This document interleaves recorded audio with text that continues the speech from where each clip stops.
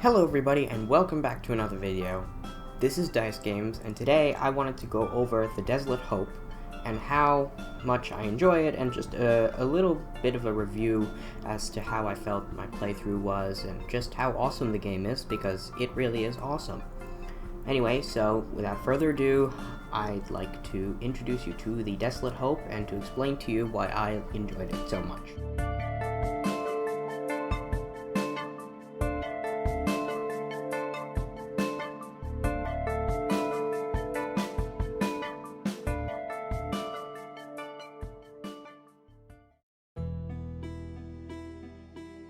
So to begin with, if you've seen my top 20 favorite games list, you would know that the Desolate Hope places at 8, which is really high up on the list, and I thought that it would be important to discuss why I enjoy it so much in today's video as the 7th part to the series. I enjoy almost every single part of this game. It's so cool.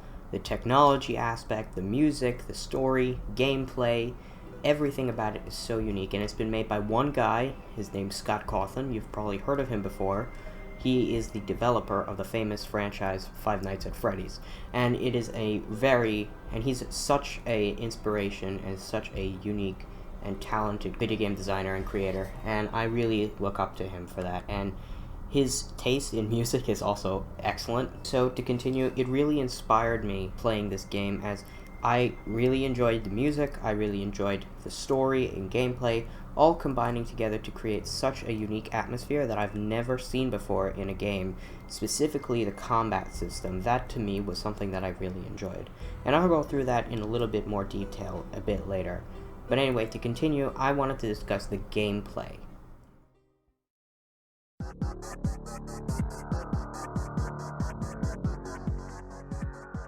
The gameplay in the Desolate Hope revolves mainly around a day-to-night cycle, in which during the day you explore as the coffee pot that you are around the station and inside different simulations that these robots are running. And once you go in, you can explore and interact with other NPCs, and also interact with boss characters, and those are the viruses inside the simulation, and it's really interesting how that works. During the day exploration, you basically collect items. You have to figure out different objectives throughout it. You can get different items and different power-ups for your night cycle and for your day cycle. During the night cycle, however, you have to leave the space station in order to get different power-ups for your robots when they start fighting again in the day simulation.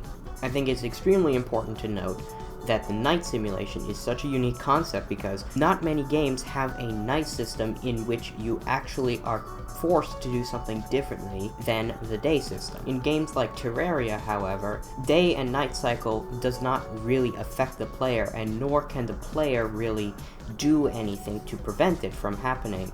And in the Desolate Hope, there is a day and night cycle with a 15-day clock counter, very similar to the Legend of Zelda Majora's Mask, in which you can have only 3 days before the moon crashes and destroys the entire planet. But besides that, the boss fights in the game are extremely unique. They're very dizzying to look at first glance, but they are also extremely enjoyable at the same time once you get it down. They can be very challenging, like the final boss, and they can be really easy to take down. The ones that I really enjoyed were the ones that were more in the mid-tier, and that posed a challenge but not too big of a challenge, and it also is extremely enjoyable to do the endgame bosses, because they pose not only a difficult challenge, but also there's a lot of like button mashing and clicking on different power-ups and different abilities your characters can play, and it's just super interesting. Leveling up is also a very unique concept, as like I said before, during the night system, you get different objects and relics that you have to collect and bring them back to the space station and each individual robot. That helps you level them up and that causes them to become a lot stronger. The game's difficulty goes down if you spend all of your time leveling up, but there is a hard cap on the 15 days, so make sure you do your leveling up before 15 days. However, I should note that you can get power cells sometimes when you're outside, but it's not always the best course of action. You have to sometimes skip the power cell and get items to level up your character.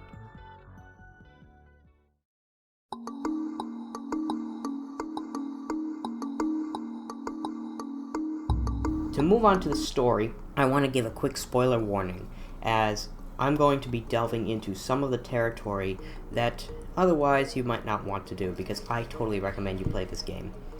Anyway, so spoiler warning over with. The game's story is super compelling. Everything about it, to me, is super interesting for a great sci-fi story, and I think it really hits the nail on the head, and it extremely expresses such a unique concept. In this world, you basically take place as a coffee pot, a sentient coffee pot, that takes the role of trying to shut off all of the machines that are running simulation for Earth. The idea was that Earth sent out test robots to go to a different planet. I believe this is on Mars, but correct me if I'm wrong. The robots on the planet run simulations continuously in case all of the people on Earth need to leave. So, like, due to some sort of disaster or due to some sort of issue. But anyway, the idea is that the robots run these simulations, and they've been running them for years, and they just need a break. At this point, they just need a break. So the idea is for the coffee pot to bombard the simulations and the robots with viruses so that they can get weak enough to where you shut them off. Now, unfortunately, throughout the entire course of the game, you think you are battling viruses, but you're actually the virus yourself, battling the antivirus program within inside these robot simulations. And as you see throughout the entire game, the simulations start falling apart, shall we say. The whole screen gets a little fuzzy, and everything looks really crazy, and it's really interesting. But then that quick plot turn near the end of the story leads into one of the most climactic final boss scenes I've actually had in a long time in a game, where the whole Lun Infinus space station starts going on alert, and the main bad guy, Pulsar, starts coming out and saying, alright, I'm the bad guy, I'm the real bad guy, and I really want to stop you, because Pulsar is an antivirus program also. The ending overall right now is super charming, super cute, and I really enjoy it. I'm not going to spoil it too much, because I want you guys to experience it for yourselves, or watch my video if you haven't already.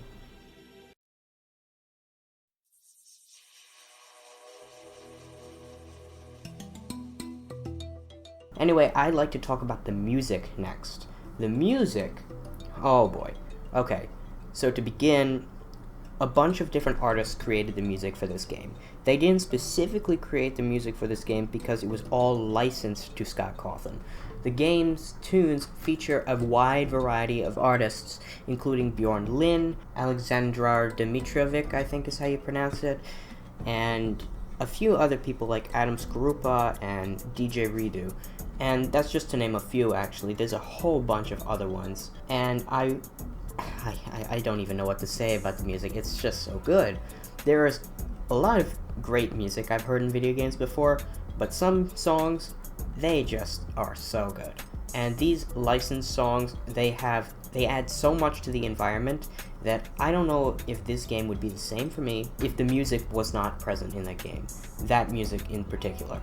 And I think that altogether, the music creates such a unique atmosphere, combined with the sci-fi nature of the story and gameplay, that it really feels like you're in the environment of the game, especially once you start spending a lot of time in-game, and the simulations start deteriorating, and then the music is still present, but it's just so interesting.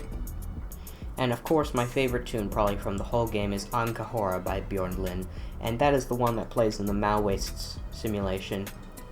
And it is heard, actually, in the very first episode, so I would encourage you to go watch that if you haven't already.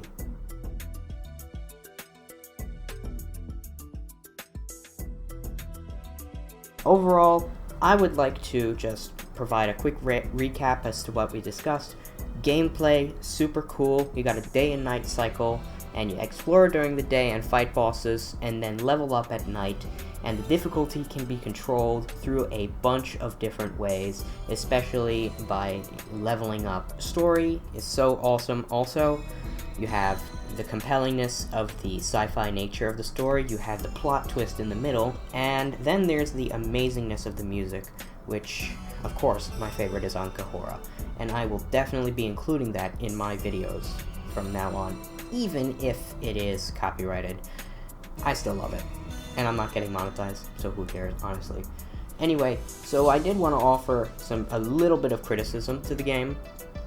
Halfway through the game, the simulations start bugging out because you start destroying them from the inside, and the whole screen gets fuzzy, and you know, it's kind of hard to see. I'm sure people with epilepsy, it's pretty difficult for them to play this game, because just that alone was hard for me to look at, and I don't have epilepsy. And I played Geometry Dash, and you know, there's quite a few levels that are epilepsy-inducing.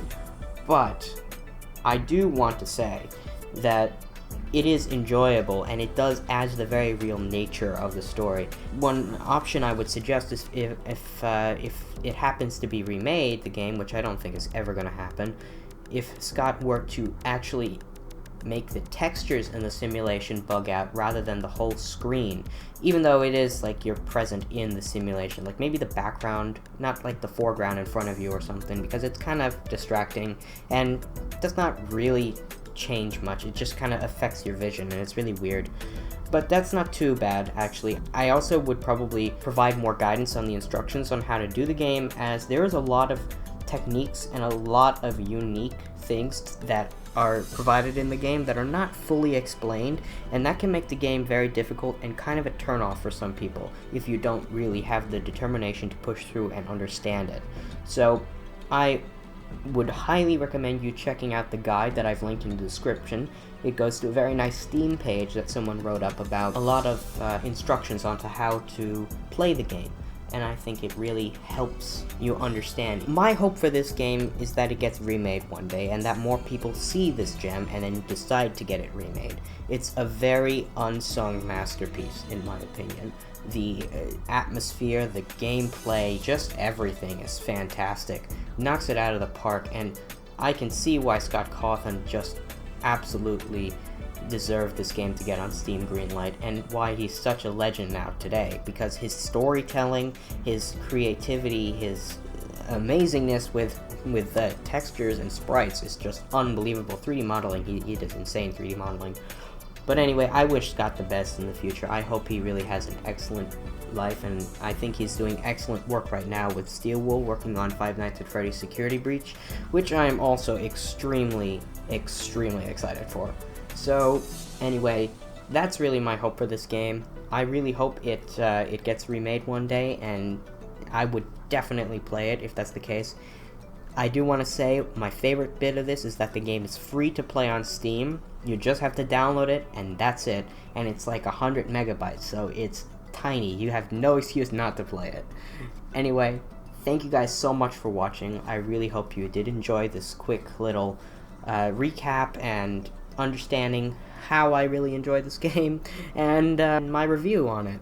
Anyway, thank you guys so much for stopping by and watching this video. If you did enjoy, please give it a like and subscribe.